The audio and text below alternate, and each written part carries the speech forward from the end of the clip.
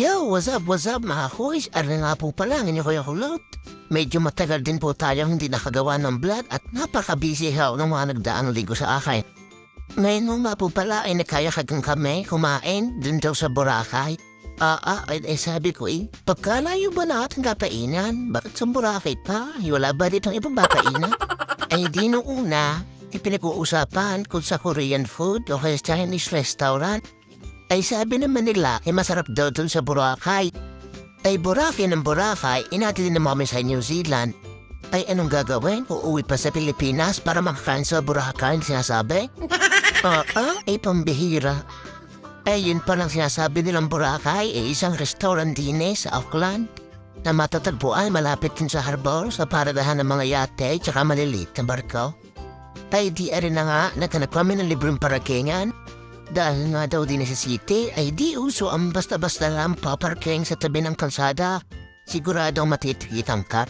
Arin na nga, nagdatingan nga isang pulutaw, akala mo lagi susugod sa gira.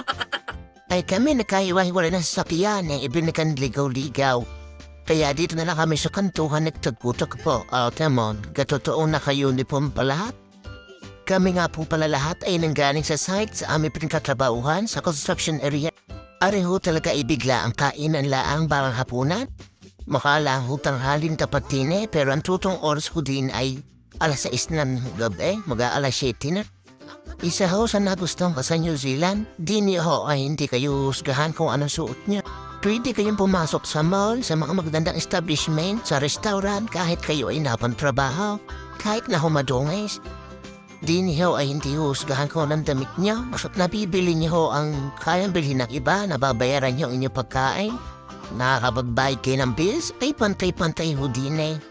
Kumbaga din ay walang pakailaman tao kung anong suot mo. Ay di rin na nga ho, naglakad-lakad kami. Ang sabi ba na may malapit lang daw, kaya malakarin na namin. Kaysa daw magparking kami rin sa tapat ng restaurant na aming kakainan, baka raw may bayad pa, sayang din ang hihinaya. Ang lalayo ng aming nalalakad, hindi pa namin matagputagpo ang Boracay na tinatawag. Kaya usapan namin ay sa Boracay, bakit parang dumaan pa kami sa Palawan, tapos sa Ilocos, pagkakalayuan ng aming naparatingan. Pagkatapos siguro namin kumain, ay siguradong aatayain bago makarating sa sasakyan. Siya aray, ipapasforward ko na para mabilis na makarating sa ating pupuntahan. Buti na lang at nakakaaliw maglakad-lakad din sa city. Marami kang matatanaw na magagandang tanawin.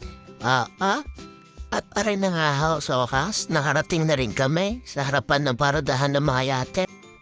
Kanaw na rin namin yung sasakyan ng aming boss, si Boss Moses. Ibig sabihin, malapit na kami sa aming pupuntahan. At rin na ho, ang sinasabi ang hinahanap na Boracay restaurant. Sana na may masarap din para hindi lugi ang inilalaka. Ay siya, aray, papasok na kami sa restaurant at gatabin kami ng gagabihin. At sobrang gutom na rin sa inilakad na iyon. At tara na nga ho, nakapasok na kami, papit tayo mga pita. Maganda rin din para ka nasa harugdet. Total, kaya kagara din ng restaurant Pagdating, ay upo agad para maka-order na ng gustong kainin. Buti na lang din maasikaso si ate, pero pa sa Pilipina, nag-abot agad ng appetizer. Malamig na tubig. Binigyan kami ng minubo. Di ang in-order namin itong package pack. Good for 12 person. Sa halagang 445 New Zealand dollar. Tapos nag-add na lang kami ng pansit. Tsaka ng barbecue, seafood sisig, adobong manok, tsaka adobong baboy.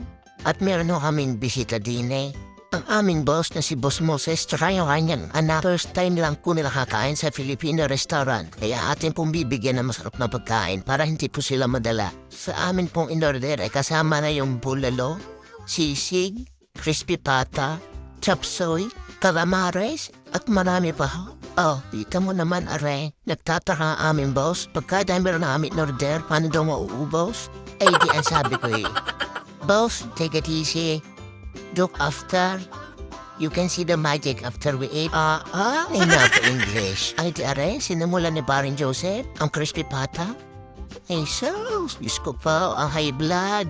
Alalahanin, yung may mga high blood, Ang hariho ang sinasabing pagkain na pampabata. Pampabatang mamatay. Ari na ho, aking isang kumparan si parang hipo. Tingnan mo naman, baga sa malalabeng, ang inihahaba ng kamay. Picture-picture muna tayo para may remembrance. Shout out nga po pala muna sa aming mga boss. Si Boss Moses, si Boss Jerome, tsaka yung aming isang naratakong boss, si Boss Doy. Di nga ho, dahil hindi namin maubos ang aming inorder na pagkain, ibinigay na sa ating mga kabayan sa kabilang table. Lantakin mo ba naman ang dami ng inorder, hindi mo pala kayang ubusin. Di are, sabi namin, balut na laang. Siya, pasok, ang timsong.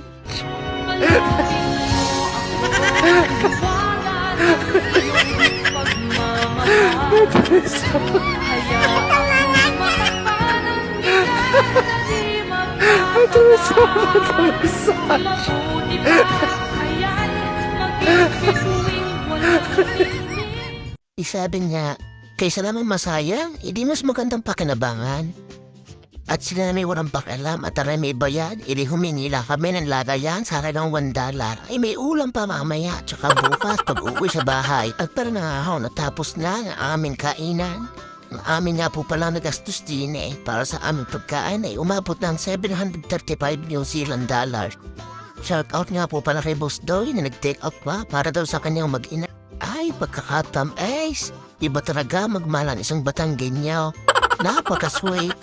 Hindi pagkatapos kumain, nagpasyal muna akong naglakad-lakad para matunawan. Sightseeing muna din sa tabi ng maparadahan ng mga bangka at yate. Dito nga po pala ari sa harbor na matatagpuan sa city ng Auckland, New Zealand. Ikagandang tanawin pagkatapos mo kumain. Pagkatapos mo gandang tanawin, di uuwi na. Isa ko maglakad ay sabi ni Boss Moses, sumakay na rin kami sa loob ng van, lang kami 13. Pagkakasya hindi ni si parang hipo ang siksay hanggat maaari para magkasya. Pambihira. Para ng sardinas din pinagkasya. Pag tayo nahuli, siguradang may kalandot yan. Para nasa preso. Di na nga nakarating na sa aming parkingan. Buti nila ang mabait si Boss Moses na natid kami. Mas pinili magsiksikan kaysa naman magmaglakad ng malayo. Siya, salamat sa panonood. Hanggang sa umuli. Diyan na muna kaya at kami uuwi na. Hanggang susunod na walang kakwenta-kwentang vlog na naman. Thank you for watching.